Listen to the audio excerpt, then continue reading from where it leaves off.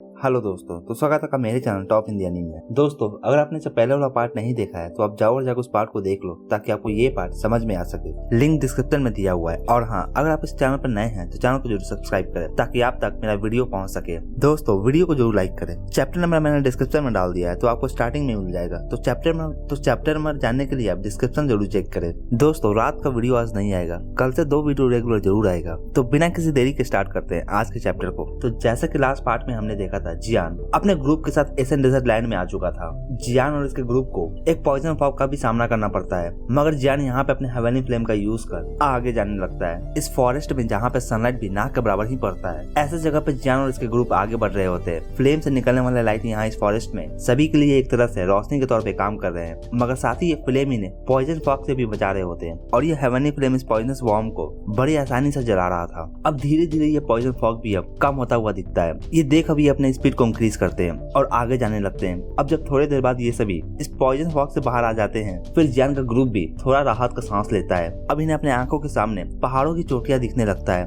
और इस माउंटेन से निकलने वाले स्ट्रीम भी देखे जा सकते हैं। अपने आगे इस तरह का नजारा देखकर ये काफी सरप्राइज होते हैं और ऐसा लगता है कि ये सच में एसन डेजर्ट लैंड में इंटर कर चुके हैं। जियान यहाँ पे थोड़ा एग्जामिन करता है हमेशा की तरफ, और इस बार ये काफी सीरियस भी है। यहाँ पे एसन बीस्ट भी रहते हैं जो एसन टाइम से ही काफी पावरफुल और काफी क्रूर मैजिक बीस्ट है। अब जियान यहाँ पे अपने एसन बॉरिस्टोवा सीड को निकालता है ताकि ये इसके मदद से एसन बॉरिस्टोवा ट्री को लोकेट कर सके। हालांकि ये आसान तो नहीं होने वाला है, यहाँ इसे काफी चैलेंजेस का सामना करना होगा। अब जियान अपने आंखों को क्लोज कर ध्यान लगाता है और फिर इस एसन बॉरिस्टोवा सीड का हेल्प से डायरेक्शन का पता लगाता है और थोड़ी देर बाद आंखों को खोलकर ये कहता है, ओके आओ मेरे पीछे। ये एक पर्टिकुलर डायरेक्शन में पॉइंट करता है और कहता है, एसन बॉरिस्टोवा ट्री काफी दूर है हमसे और मैं इसके ट्रू लोकेशन का पता नहीं लगा सकता यहाँ से, मगर मुझे लगता है कि वो इस डायरेक्शन में ही है। अब जियान और इसके ग्रुप इस डायरेक्शन में आगे बढ़ने लगते हैं। जियान का ग्रुप का स्पीड काफी अच्छा था। अब ये इस चोटी को पार कर इसके दूसरे साइड भी चला जाता है और फिर इन पे एक सरप्राइज अटैक होता है। एक शैडो जियान और इनके ग्रुप की ओर आगे बढ़ता है और अटैक करता है। इन पे काफी पावरफुल विंड अटैक होता है। जब ये देखते हैं फिर इन्हें नीचे जमीन पे काफी सारे लियोपार्ड दिखते हैं और ये सभी इन पे अटैक कर रहे थे।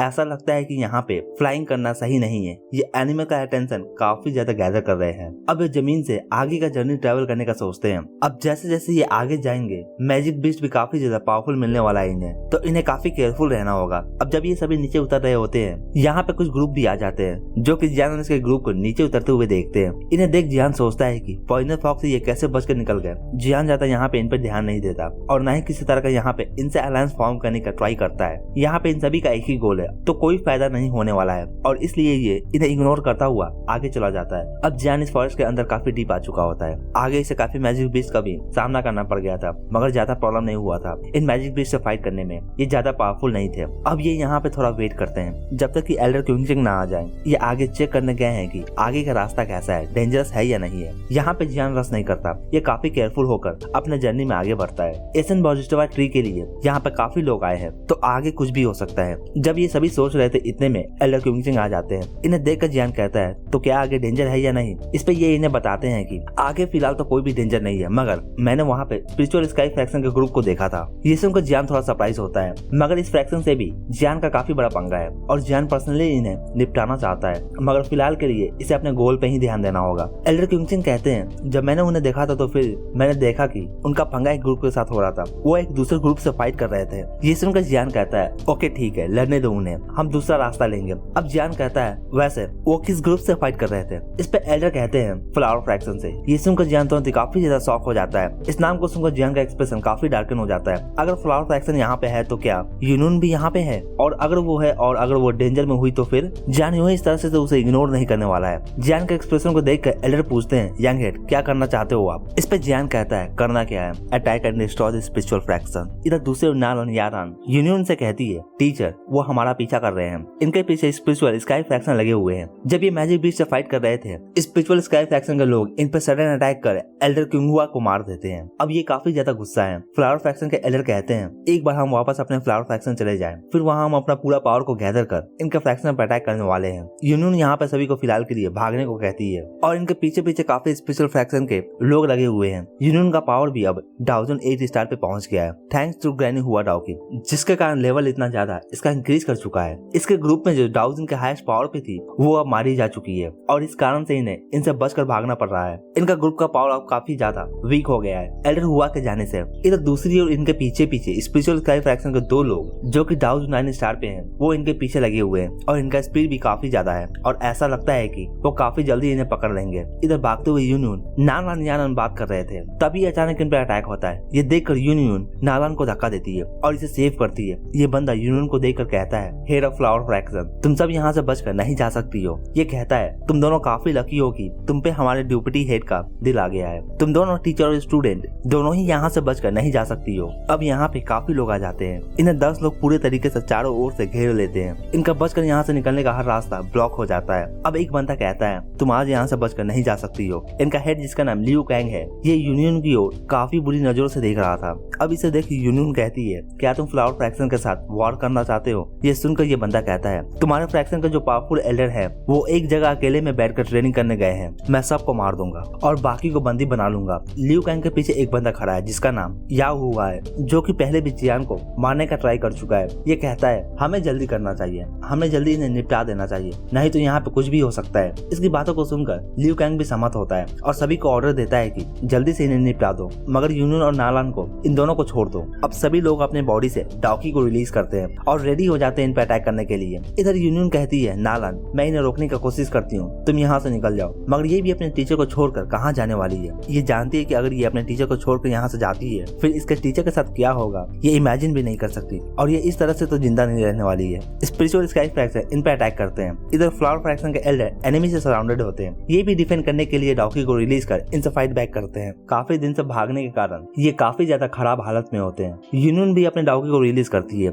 अपने लिमिट तक और एक जोरदार विंड अटैक करती है। यूनियन अपना पूरा जोर लगाकर फाइट करती है इन्हें रोकने के लिए, लेकिन सेम टाइम पे यूनियन के पीछे नालान के मुंह से ब्लड निकलता है और ये पीछे की ओर थ्रो बैक हो जाती है एनिमी के अटैक के कारण। इतने में ही 2 बंदे आते हैं और एक सरप्राइज अटैक करते हैं। इस कारण से यूनियन को इंजरी भी होता है और इसके मुंह से ब्लड भी निकलता है। इधर ये देखकर या हुआ स्माइल कर रहा होता है। यूनियन वापस से उड़कर अपने डाउकी को रिलीज करती है और या हुआ की ओर डायरेक्ट करती है। इतने में स्काई से काफी जोरदार विंड ब्लो करता है और इनके सामने काफी बड़ा फिगर अपीयर होता है। इनके सामने गोल्डन लाइट फ्लैश होता है। ये गोल्डन जायंट या हुआ की ओर अपने हाथों को मूव करता है और इसे हिट करता है। इस तरह का सडन और सरप्राइज अटैक देख ये भी काफी ज्यादा हैरान होता है। इस अटैक से ऐसा लगता है कि ये बड़े से हाथ के नीचे दबकर झपटा हो गया है। ये देख अब स्पिरिचुअल स्काई फ्रैक्शन का लोग का होश ही उड़ जाता है। कुछ सेकंड पहले ये हंस रहे थे और अब इनका फेस का एक्सप्रेशन ही चेंज हो जाता है। इधर लियू कैंग इस गोल्डन जायंट को देख काफी ज्यादा सरप्राइज होता है और साथ ही काफी ज्यादा गुस्सा भी होता है। ये देख अब ये कहता है, एक्सपर्ट, ये फाइट स्पिरिचुअल फ्रैक्शन और फ्लावर फ्रैक्शन के बीच में है, कौन हो आप? इस क्वेश्चन के दौरान ये अपने बॉडी में डाउकी सर्कुलेट कर रहा था। ये जानता है कि गोल्डन जायंट जो भी है ये यहाँ पे गुड इंटेंशन से नहीं आया है, तो ये केयरफुल हो रहा था।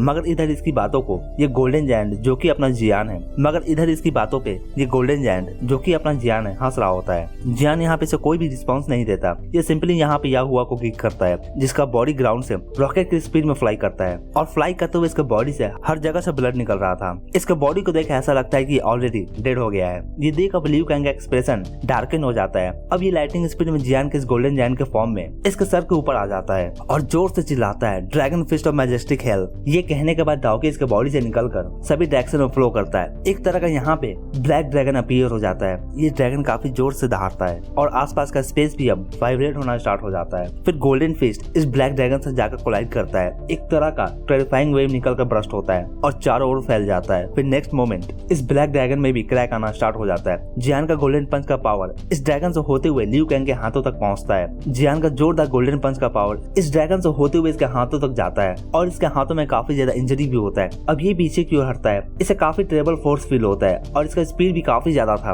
और एक तरह का साउंड आता है और फिर ये लियू कैंग का बॉडी पीछे की ओर दूर फ्लाई करने लगता है। स्पिरिचुअल स्काई फ्रैक्शन ये सीन को देखकर काफी ज्यादा शॉक हो जाते हैं। इन्हें तो समझ में ही नहीं आता कि यहाँ पर चल क्या रहा है अचानक से। ये एक्सपर्ट लियू कैंग के पावर को जानते हैं। ये डिप्टी हेड है इनके फ्रैक्शन में और इसका पावर डाउज उनके हाईएस्ट लेवल पे है। इनके ग्रुप का ये सबसे स्ट्रॉन्गेस्ट पर्सन है, मगर फिर भी ये गोल्डन जायंट के एक भी पंच को झेल नहीं पाता। इन्होंने भी नहीं सोचा था कि इनका सामना इस तरह का एक्सपर्ट से आज होगा। अब सभी कहते हैं कौन है ये पर्सन, ये काफी ज्यादा स्ट्रॉन्ग है। ये जानते हैं कि गोल्डन जायंट का पावर डाउज उनके सेकंड स्टेज पे है। इधर लियू कैंग किसी तरह से वापस से उठकर अपने पैरों पे खड़ा होता है और अपने ब्लड को साफ कर ये अपने एक्सपर्ट को ऑर्डर देता है अटैक करने के लिए। इनके साथ काफी सारे एक्सपर्ट्स हैं। अगर ये एक साथ मिलकर अटैक करे फिर ये गोल्डन जायंट यानी कि जियान को रोक सकते हैं। अगर ये एक साथ मिलकर अटैक करे फिर ये गोल्डन जायंट जो कि जियान है मगर इन्हें अभी नहीं पता है, तो ये भी इन पे एडवांटेज गेन नहीं कर सकेगा, ऐसा ये सोचते हैं। अब ये सभी एक्सपर्ट एक साथ मिलकर आगे बढ़ते हैं और अटैक करते हैं। ये देख यूनियन का एक्सप्रेशन चेंज हो जाता है। जियान यहाँ पे बिल्कुल भी पीछे नहीं हटता, ये इन एक्सपर्ट्स की ओर आगे बढ़ने लगता है। इसके चलने से भी अर्थ सेक करता है।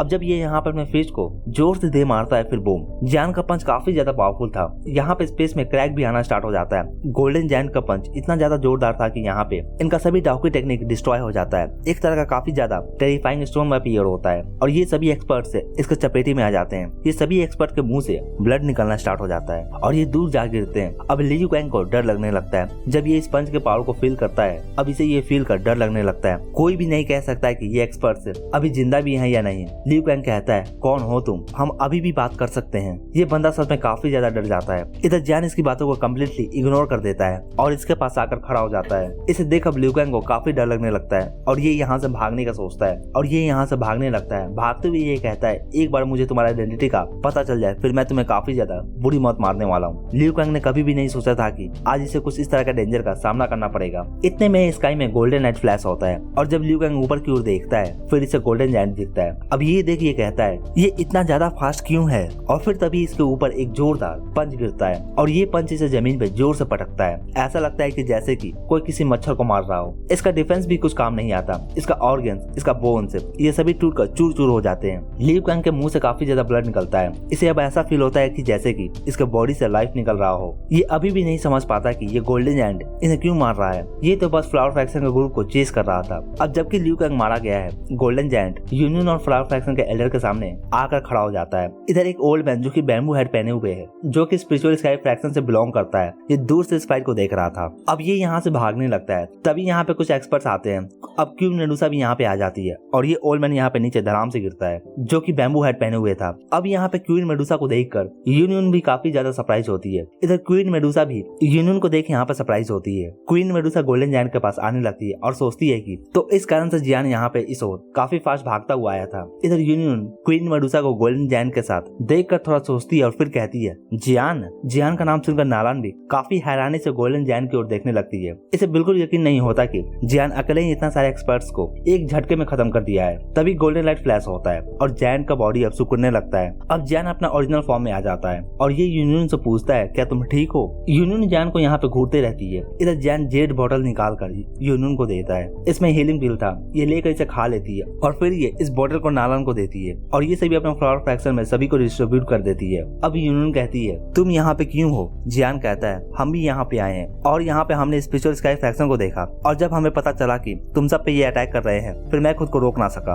और आ गया। यूनियन ये सुनकर सर हिलाती है और क्वीन मेडुसा को कहती है, मैंने सोचा नहीं था कि तुम भी यहाँ पे होगी। इन दोनों वुमेन में काफी ज्यादा प्रॉब्लम रहा है पास्ट में। मिस्टिक क्लाउड के कहने पे यूनियन को स्नेक टाइप जाना पड़ा था ग्रीन लोटस फ्लेम को लेने के लिए, मगर ये ले ना सकी थी उस वक्त। क्वीन मेडुसा भी यहाँ पे कुछ खास नहीं कहती है यूनियन से। यहाँ पे ये सिर्फ चुपचाप खड़ी होती है। यूनियन का इसके ऊपर कोई भी गुड इंप्रेशन नहीं है। जियान यहाँ पे इन दोनों वुमेन के फेस को देख समझ जाता है कि यहाँ पे अंदर ही अंदर चल क्या रहा है और फिर पीछे मुड़कर पॉइजन गर्ल की ओर देखता है, जो कि ऑलरेडी बैकआउट हो गई है। इतने में एल्डर फ्लावर फ्रैक्शन से कहती है, यंग हेड हमें सेव करने के लिए थैंक यू। नालान भी जियान को थैंक्स कहती है। ये सुनकर जियान कहता है, एल्डर काफी ज्यादा पोलाइट है, पर विजन और फॉलन स्टार का रिलेशन फ्लावर फ्रैक्शन से काफी अच्छा है, तो मैं जरूर ही हेल्प करूंगा। अब जियान कहता है, एल्डर आप यहाँ पे कब से हैं? इस पे एल्डर कहती है, ऑलमोस्ट 5 डेज से, करीबन 5 दिन से यहाँ पे हैं हम। ये बताती है कि आते हुए हमने काफी सारे फ्यूरियस बीस्ट का अटेंशन अपनी ओर कर लिया था, इस कारण से हम पे ये स्पिरिचुअल स्काई फ्रैक्शन के लोग अटैक कर सके और उनकी वजह से ही एल्डर हुआ भी मारी गई है। ये सुनकर जियान काफी गुस्सा होता है। अब जियान पूछता है कि क्या आपसे दूसरे फ्रैक्शन के सिचुएशन और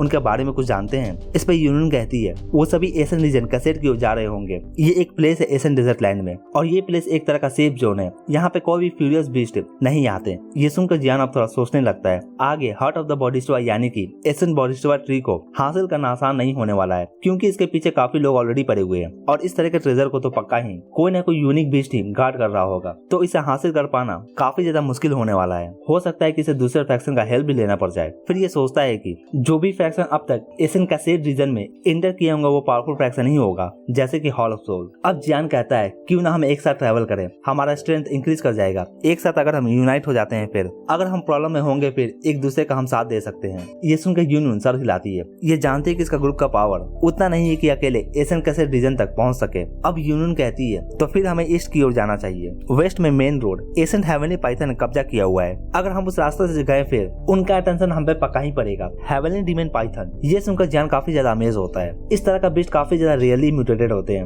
ये अंडरग्राउंड 900 पाइथन से भी काफी ज्यादा स्ट्रॉन्ग है। ये ट्राइब ऑलमोस्ट एक्सटिंक्ट ही हो गया था। इनका ब्लड काफी ज्यादा अच्छा होता है प्यूरिफाइंग और साथ ही फिजिकल पावर को एनहांस करने के लिए। और अभी तो जैन अपना फिजिकल पावर को इंक्रीज भी करना चाहता है, और अगर ये फिजिकल पावर इंक्रीज कर लेता है फिर ये जैन ग्लास बॉडी टेक्निक को फुल्ली मास्टर कर लेगा। जैन को याद आता है कि heavenly demon Python bloody pool build करना काफी ज्यादा पसंद करते हैं ताकि इनका डिसेंडेंट इस पूल में से एनर्जी को एब्जॉर्ब कर सके। अब जैन पूछता है, क्या तुमने अपने आंखों से इस हेवनली डीमन पाइथन को देखा था? इस पे यूनियन कहती है, हाँ, और हमने फाइट भी किया था और किसी तरह से वहाँ से बचकर हम आ सके हैं। अब जैन कहता है, ओके ठीक है, मैं उनके पीछे जाऊंगा, मेरे लिए वो काफी यूजफुल है। जब फ्लावर फ्रैक्शन जियान के अटेंशन को सुनते हैं और ये काफी ज्यादा हैरान होते हैं। जियान कहता है, हालांकि एशियन डीमन पाइथन काफी ज्यादा स्ट्रॉन्ग है मगर वो हम सबसे फाइट नहीं कर सकेगा। अब यूनियन कहती है, अब जबकि तुम जा ही रहे हो फिर हमें एक साथ जाना चाहिए। अगर हम अभी अलग होते हैं फिर हम आगे काफी मुसीबत में पड़ सकते हैं, और वैसे भी मैं जानती हूँ कि उन तक कैसे जल्दी पहुंचा जा सके। अब ये सुनकर जियान कहता है, ठीक है, फिर 1 घंटे तक सभी रेस्ट करेंगे और फिर हम निकलेंगे। अब सभी एक्सपर्ट यहाँ पे बैठकर एनर्जी को रिस्टोर करने लगते हैं 1 घंटे के लिए, और फिर 1 घंटे के बाद ये अपने आंखों को खोलते हैं। तभी जियान यहाँ पे कहता है, अपने ऑरा को हाइड कर लो, कुछ लोग यहाँ इस ओर आ रहे हैं। अब ये सभी अपने ऑरा को हाइड कर यहाँ पे छुप जाते हैं, और फिर यहाँ पे कुछ लोग आते हैं। इन्हें देखकर ऐसा लगता है कि ये काफी ज्यादा ब्रेव है और इन्हें फ्यूरियस बीस्ट का भी परवाह नहीं है जिस तरह से ये बिहेव कर रहे होते हैं। जियान को इनमें एक लड़की फेमिलियर दिखती है, penguin, heavenly demon Phoenix type से। लास्ट टाइम जियान इसे एशियन रूइन में मिला था मगर तब इसका ऑरा सिर्फ और सिर्फ एक डाउजून लेवल पे ही था, और अब इसे जियान को डाउजून लेवल का ऑरा फील हो रहा होता है, एक एवरेज डाउजून लेवल का ऑरा। अब जियान सोचता है कि मुझे जल्द से जल्द हेवनली डीमन पाइथन के ब्लड को एब्जॉर्ब करना होगा और अपने डीमन ग्लास बॉडी के टेक्निक को फुल्ली मास्टर करना होगा, और साथ ही मुझे डाउजून 9 स्टार पे भी पहुंचना होगा। अब जियान का एनिमी काफी ज्यादा स्ट्रॉन्ग होते जा रहे हैं तो जियान को भी अपना पावर इंक्रीज करना होगा। इस पार्ट के लिए इतना ही दोस्तों कमेंट कर मुझे जरूर बताएं कि आपको ये पार्ट कैसा लगा, और अगर आपको ये पार्ट अच्छा लगा हो तो वीडियो को एक लाइक जरूर करें, और अगर आप चैनल पर नए हैं तो चैनल को जरूर सब्सक्राइब करें ऐसे और भी एनीमे एक्सप्लेन के लिए। Thank you.